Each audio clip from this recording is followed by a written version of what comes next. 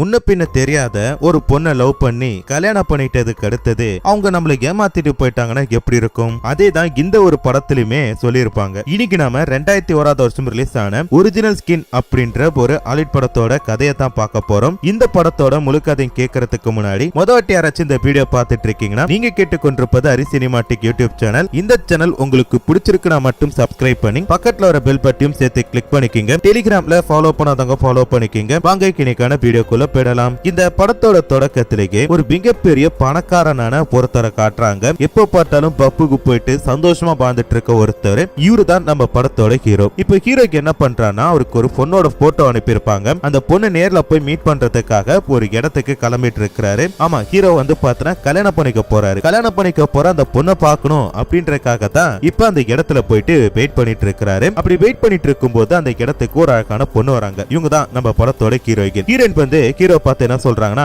நான் தான் உங்களை கல்யாணம் பண்ணிக்க போற பொண்ணு அப்படின்ட்டு உங்களை தான் மீட் பண்ண வந்திருக்கேன், நீங்களும் என்ன தான் மீட் பண்ண வந்திருக்கீங்க அப்படின்ற மாதிரி சொல்ல ஹீரோக்கு ஒண்ணுமே புரியல. ஏன்னா ஹீரோவோட கையில ஒரு போட்டோ இருக்குல்ல, அந்த போட்டோல வேற ஒரு பொண்ணோட முகம் இருக்கு. ஆனா ஹீரோனுக்கு இந்த இடத்துல வந்துட்டு தான் தான் உங்களை கல்யாணம் பண்ணிக்க போறேன் அப்படின்ற மாதிரி சொல்ல அவர் குழம்புறாரு. குழம்பும் போது ஹீரோனுக்கு என்ன சொல்றாங்கன்னா, தான் வேணும்னுட்டு அவங்களோட ஃப்ரெண்டோட போட்டோவை அனுப்பி வச்சதாகவும், ஏன்னா முன்ன பின்ன தெரியாத ஒருத்தரை மீட் பண்ண போறோம், அவர் நல்லவரா கெட்டவரா அப்படின்றத நான் கண்டுபிடிக்கணும்ல, அதுக்காக தான் இந்த மாதிரி பண்ண. பட் நீங்க ரொம்ப நல்லவரா இருக்கீங்க, உங்களை எனக்கு ரொம்ப பிடிச்சிருக்கு அப்படின்ற மாதிரி சொல்றாங்க. இதை கேட்டதுமே ஹீரோ என்ன பண்றாரு, சரி இந்த பொண்ணுக்கு நம்மள பிடிச்சு போயிட்டு அதனால இவளை கல்யாணம் பண்ணிக்கலாம் அப்படின்னு சொல்லிட்டு தன்னோட சொந்த நாட்டுல இருக்க அவரோட அரண்மனை வீட்டுக்கு கூட்டிட்டு போறாரு. அங்க போன அடுத்து இவங்க ரெண்டு பேருமே கிறிஸ்டின் முறைப்படி கல்யாணம் பண்ணிக்கிறாங்க. கல்யாணம் பண்ண அடுத்தது இவங்க ரெண்டு பேருமே அப்படி ஒரு சந்தோஷமான ஒரு வாழ்க்கையை வாழ்ந்துட்டு இருக்காங்க. புருஷன் பொண்டாட்டி ரெண்டு பேருக்குள்ளயுமே வந்து பார்த்தா அப்படி ஒரு கெமிஸ்ட்ரி போயிட்டு இருக்குது. இப்படி போயிட்டு இருக்கும் போது கிரனுக்கு அடிக்கடி ஒரு லெட்டர் வருது. யார் அனுப்புறா அப்படின்னு சொல்லி பார்த்தா கிரனுக்கு ஒரு அக்கா இருக்காங்க. அவங்க வந்து பார்த்தா லெட்டர் அனுப்பிட்டு இருக்காங்க. அந்த லெட்டரை கிரண் வந்து கண்டுக்கிறதே கிடையாது, அதை இக்னோர் பண்ணிட்டு இருக்காங்க. இதெல்லாம் கவனிக்கிற கிரண் என்ன பண்றான், எதுக்கு அந்த லெட்டர் எல்லாம் இக்னோர் பண்ணிட்டு இருக்க,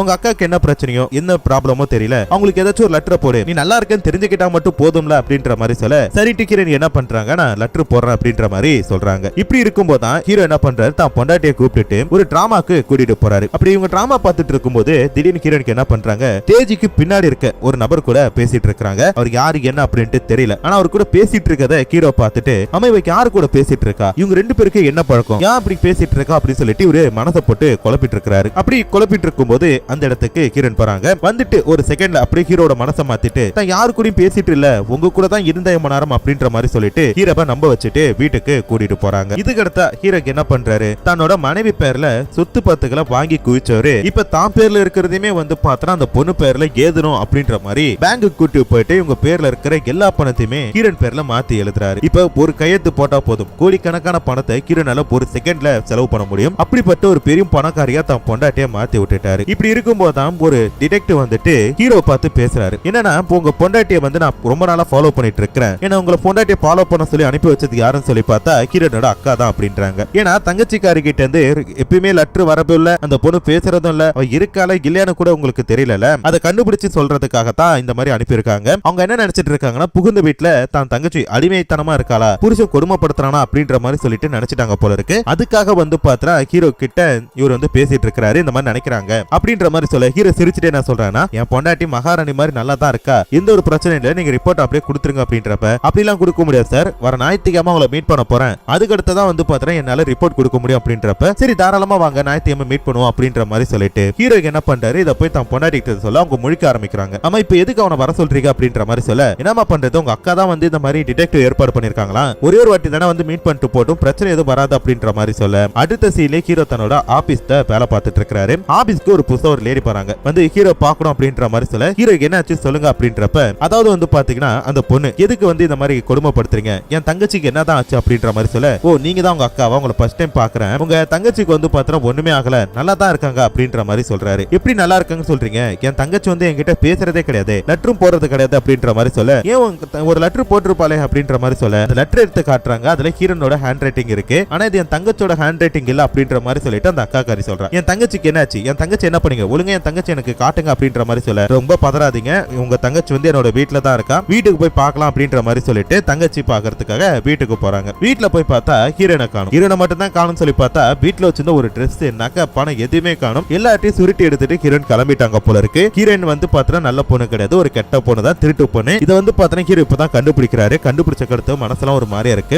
என்ன பண்றாரு, பேங்குக்கு போறாரு. அங்க அங்கேயாச்சும் பணம் இருக்கா அப்படின்னு சொல்லி பார்க்கலாம்னு சொல்லி பார்த்தா ஒத்த பைசா கிடையாது. எல்லாத்தையுமே சுருட்டிட்டு கிரண் இந்த வீட்டை விட்டு ஓடி போயிட்டாங்க. இப்ப ஹீரோக்குன்னு சொந்தமா இருக்கிறது என்னன்னு சொல்லி பார்த்தா போட்டிருக்க சட்டையும் தங்கி இருக்கிற வீடு மட்டும்தான். அதை மட்டும் தான் மனுஷன் அந்த பொண்ணு பேர்ல ஏதல மத்த எல்லாத்தையுமே எழுதி இப்ப நடுத்தெருவுல வந்துட்டாரு. இப்படி ஹீரோன் ஏமாத்திட்டு போன அடுத்தது ஹீரோ வந்து பார்த்தா ரொம்பவே மன உளைச்சல இருக்கிறாரு. அதனால வந்து பார்த்தா அடிக்கடி சரக்கு அடிக்க ஆரம்பிக்கிறாரு. அப்படி எங்கேயாச்சும் போகும்போது வரும்போது எப்பயுமே வந்து பார்த்தா இவரோட சரக்கு அடிக்கிறத வாடிக்கை வச்சிருக்காரு. அப்பதான் அந்த இடத்துல திருப்பி அந்த டிடெக்டிவ பாக்குறாரு. அப்படி பார்க்கும்போது அந்த டிடெக்டிவ் என்ன சொல்றானா, நான் வந்து உனக்கு ஹெல்ப் பண்றேன், உன் பொண்டாட்டி எங்க இருப்பா என்ன பண்ணுவா அப்படின்ற மட்டும் எனக்கு சொல்லு, உனக்கு பொண்டாட்டி பிடிச்சது மட்டும் சொல்லு, நான் கண்டுபிடிச்சு சொல்றேன் அப்படின்ற மாதிரி சொல்ல, சரி அவளை கண்டுபிடிக்கிறதுக்கு நீ உதவி பண்ணினா நீ கேட்கிற பணத்தை உனக்கு கொடுக்குறேன், நான் கொல்லணும், அவன் மேல எனக்கு அப்படி ஒரு ஆத்திரம் இருக்கு, அவளை கொலை பண்ணாம விட மாட்டேன் அப்படின்ற மாதிரி சொல்ல, சரி ஓகே நான் ஹெல்ப் பண்றேன் அப்படின்ற மாதிரி சொல்லிட்டு இவங்க என்ன பண்றாங்கன்னா அந்த பொண்ணுக்கு தேடிட்டு ஒரு இடத்துக்கு போறாங்க. ஏன்னா ஹீரோன் வந்து ஒரு ஹோட்டல் பேர் அடிக்கடி சொல்லிருப்பாங்க, அங்கதான் இந்த பொண்ணுக்கு இருப்பா அப்படின்ற மாதிரி சொல்லிட்டு தேடி போறாங்க. அங்க போய் பார்த்தா ஹீரோன் வந்து அந்த ஹோட்டல் சொல்ல முடியாது, ஒரு பிரம்மாண்டமான ஒரு ஹோட்டல் அப்படின்றலாம். அந்த இடத்துல வந்து பாத்தீங்கன்னா பார்ட்டிகளா இருக்கிறாங்க. ஒரு நபர் கூட சிரிச்சு சிரிச்சு பேசிட்டு இருக்காங்க. எப்படி கொஞ்ச நாளைக்கு முன்னாடி ஹீரோ கூட சிரிச்சு சிரிச்சு பேசி பணத்தெல்லாம் ஆட்டைய போட்டாங்களோ அதே மாதிரி இங்க இருக்கிறவங்க கூட வந்து பார்த்தா சிரிச்சு சிரிச்சு பேசிட்டு இருக்காரு. அடுத்த பலியாடு ரெடி ஆயிட்டு அப்படின்ற மாதிரி சொல்லிட்டு இவங்க ரெண்டு பேருமே பாத்துட்டு இருக்காங்க. அப்ப வந்து பாத்தீங்கன்னா ஹீரோனுக்கு என்ன பண்றாங்க,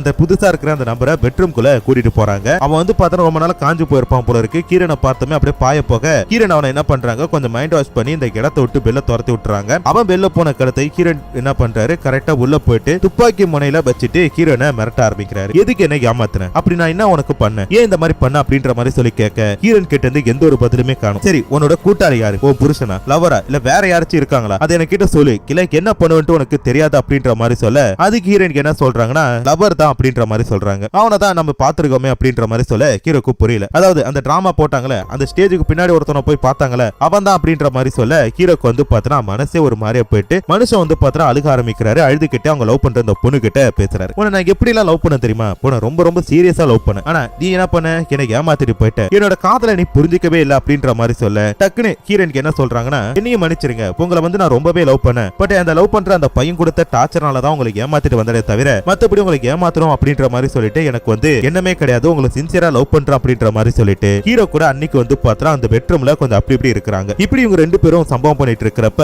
மறுநாள் ஹீரோ வந்து ஹீரோன் கிட்ட கேட்கிறாரு, உன்னோட உண்மையான பேர் என்ன, அதையாச்சும் எனக்கு சொல்லு அப்படின்ற மாதிரி சொல்ல, என்னோட பேரு மோனிகா பெல்லிசி அப்படின்ற மாதிரி சொல்றாங்க. அதை கேட்டதுமே ஹீரோக்கு வந்து பார்த்தா இம்ம நாள் ஏமாத்திட்டு இருந்திருக்கல அப்படின்ற மாதிரி சொல்ல, அதான் என்னோட ஒரிஜினல் பேரை சொல்லிட்டேன், இனிமேட்டு நம்ம ரெண்டு பேரும் சந்தோஷமா நம்மளோட வீட்டுல இருக்கலாம் அப்படின்ற மாதிரி சொல்ல, சரி இருக்கலாம் உன கூட்டிட்டு போற அப்படின்ற மாதிரி சொல்லிட்டு இப்ப ஹீரோக்கு என்ன பண்றானா வெளில போறாரு. வந்து பார்த்தா அந்த டிடெக்டிவ பாக்குறாரு. அந்த டிடெக்டிவ் வந்து பார்த்தா ஹீரோனை பார்த்தேன் பேசினேன் அப்படின்ற எதுவுமே சொல்லல. சொன்னா எங்க உசு பேத்தி விட்டு தான் லவ் பண்ற அந்த பொண்ணை போட்டு தலை வச்சிருவாரோ அப்படின்ற மாதிரி பயந்துட்டு அவளை இன்னும் தேடிட்டு தான் இருக்கேன் அப்படின்ற மாதிரி சொல்லிட்டு ஒரு போய் சொல்றாரு. ஆனா அந்த பொண்ணை பார்த்து அவ கூட சம்பவம் பண்ணின எதையுமே வந்து பார்த்தா அந்த டிடெக்டிவ் கிட்ட சொல்லல. இப்ப அப்படியே கட் பண்ணா ஹீரோ அப்புறம் ஹீரோன் ரெண்டு பேருமே வந்து பார்த்தா அங்க ஒரு ஹோட்டல்ல ரூம் எடுத்து தங்க ஆரம்பிக்கிறாங்க. இப்ப இவங்க ரெண்டு பேருக்கிட்டுமே பணம் இல்ல அப்படின்றனால சூதாட்டம் மூலமா பணத்தை ஏர்ன் பண்ணலாம் அப்படின்ற மாதிரி சொல்லிட்டு ஒரு ஹோட்டலுக்கு போறாங்க. அங்க வந்து ஹீரோ சீட்டு விளையாண்டுட்டு இருப்பாரு. அது ஹீரோன் வந்து பார்த்தா அடுத்தவங்களோட நம்பருக்கு என்ன அப்படின்ட்டு நோட் பண்ணி சொல்லுவாங்க. அதாவது ஹீரோ விளையாண்டுட்டு இருக்கும்போது இந்த பொண்ணு ஒரு ரவுண்ட் அடிச்சுட்டு வந்து அடுத்தவங்களோட நம்பர் சொல்ல ஹீரோ அது மூலமா வந்து பார்த்தா பணத்தை வின் பண்ணிட்டு இருக்காரு. அதுமே வந்து பார்த்தா அங்க இருக்கிறவங்க கண்டுபிடிச்சு ஹீரோ போட்டு அட்டி அட்டின்னு அடிக்கிறாங்க. அதுக்கடுத்த வந்து பார்த்தா ஹீரோ திருப்பி ரூமுக்கு போயிடுறாரு. அந்த இடத்துல தான் டிடெக்டிவ் ரூமுக்கு வந்துட்டு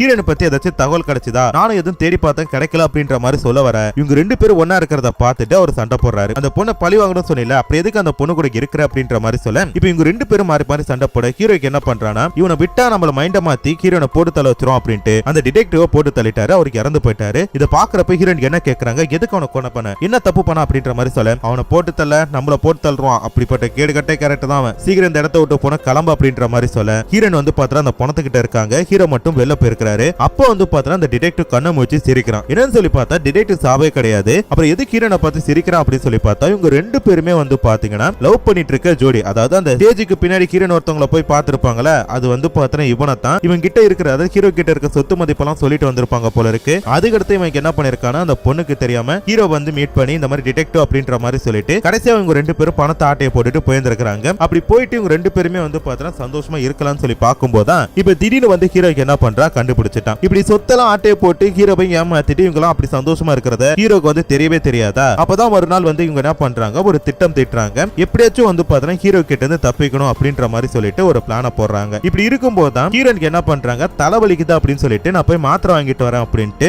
ஒரு மெடிக்கல் ஷாப்புக்கு போறாங்க. இந்த நேரத்துல மெடிக்கல் ஷாப்புக்கு தனியா போறாரு அப்படின்ட்டு ஹீரோக்கு என்ன பண்றாரு, அவங்களுக்கு தெரியாம ஃபாலோ பண்ணிட்டு போறாரு. ஆனா ஹீரோயின் வந்து பாத்தீங்கன்னா மெடிக்கல் ஷாப்புக்கு போல அதுக்கு பத்தி இன்னொரு ஹோட்டலுக்கு போறாங்க. அங்க போய் பார்த்தா அந்த டிடெக்டிவ் வந்து பாத்தீங்கன்னா உயிரோட இருக்கா, அவன் கூட பேசுறதுக்காக தானே போயிருக்காங்க. இது ரெண்டுத்தையுமே பார்த்து ஹீரோக்கு வந்து பாத்தீங்கன்னா அதிர்ச்சி ஆயிட்டு இந்த பொண்ணு என்ன இப்படி ஏமாத்திட்டா அப்படின்ற மாதிரி சொல்லிட்டு யோசிக்கிறாரு. அவங்க ரெண்டு பேரும் பேசிட்டு மட்டும் இல்ல, புருஷன் பொண்டாட்டியா ரெண்டு பேரும் சம்பவம் பண்ண ஆரம்பிக்கிறாங்க. இதை பார்த்த மனுஷனுக்கு வந்து பாத்தீங்கன்னா மனசே உடஞ்சு போயிட்டு அவளுக்காக நம்ம எல்லாத்தையுமே மாத்திக்கிட்டோம், எல்லாத்தையுமே கொடுத்தோம், பட் அவ வந்து பாத்தீங்கன்னா நம்மள இப்படி ஏமாத்திட்டு இருக்காளே அப்படின்ற மாதிரி சொல்லிட்டு வருத்தப்படுறாரு. அந்த நேரத்துல வந்து பாத்தீங்கன்னா ஹீரோவை போட்டு தள்ளுறதுக்காக ஒரு மருந்தை வந்து அந்த டிடெக்டிவ் சொல்லியிருப்பான். அந்த ஹீரோன் வாங்கிட்டு வீட்டுக்கு வராங்க. வீட்டுக்கு வந்துட்டு காப்பி போட்டு கொடுக்குறாங்க. அந்த காப்பில வந்து பாத்தீங்கன்னா மருந்தை போட்டாச்சு. ஹீரோ கிட்ட வந்து கொடுக்குறப்ப ஹீரோ வந்து பாத்தீங்கன்னா அதை எடுத்து பாக்குறான். ஆல்ரெடி எனக்கு அதுல விஷம் கலந்துருக்கு அப்படின்ற மாதிரி தெரியும். பட் இருந்தாலும் ஹீரோயின் கிட்ட வந்து பாத்தீங்கன்னா அவளை லவ் பண்ணது, அவளுக்கு எப்படி எல்லாம் பாத்துக்கணும்னு சொல்லி நினைச்சது, அவளுக்காம அவன் கிராமத்துல என்னெல்லாம் பண்ணிருக்கான் அப்படின்ற எல்லாத்தையுமே சொல்லிட்டு ஒரு சிப் எடுத்து அந்த காப்பியை குடிக்கிறப்ப கொஞ்ச நேரத்துல வந்து பாத்தீங்கன்னா வாயில இருந்து ரத்தம் வருது. உடனே ஹீரோயினுக்கு என்ன பண்றாங்கன்னா இந்த ஹீரோவை காப்பாற்றணும் அப்படின்ற மாதிரி சொல்லிட்டு ஹாஸ்பிட்டல் கூட்டு போறதுக்காக ரயில்வே ஸ்டேஷனுக்கு போறாங்க.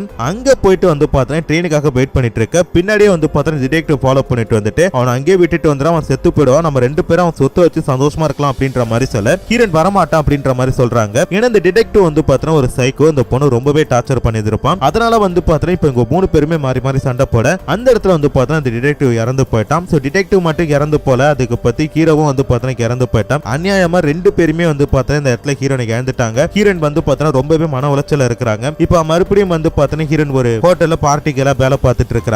அங்க வந்து பாத்தீங்கன்னா ஒருத்தருக்காக இவங்க திருப்பி அதே கேமிங் விளையாண்டுட்டு இருக்கும்போது டேபிள சுத்தி பார்த்துட்டு அந்த நம்பர் எல்லாம் வந்து பாத்தீங்கன்னா ஒருத்தர் கிட்ட சொல்லிட்டு இருக்காங்க. யாரு கிட்ட சொல்லிட்டு இருக்காங்க அப்படின்னு சொல்லி பார்த்தா ஹீரோ கிட்ட தான். ஹீரோ வந்து பாத்தீங்கன்னா இறக்கல, உயிரோட தான் இருக்கிறாரு. எப்படியோ வந்து பாத்தீங்கன்னா காப்பாத்திட்டாங்க போல இருக்கு. இப்ப இவங்க ரெண்டு பேருமே வந்து பாத்தீங்கன்னா பொண்ணா சந்தோஷமா இருக்கிறாங்க அப்படின்ற மாதிரி சொல்லி இந்த படத்தோட கதையை முடிச்சிட்டாங்க. அடுத்து இன்னொரு சூப்பரான ஒரு வீடியோல பாக்குறேன். அது வரைக்குமே டாடா பை பை.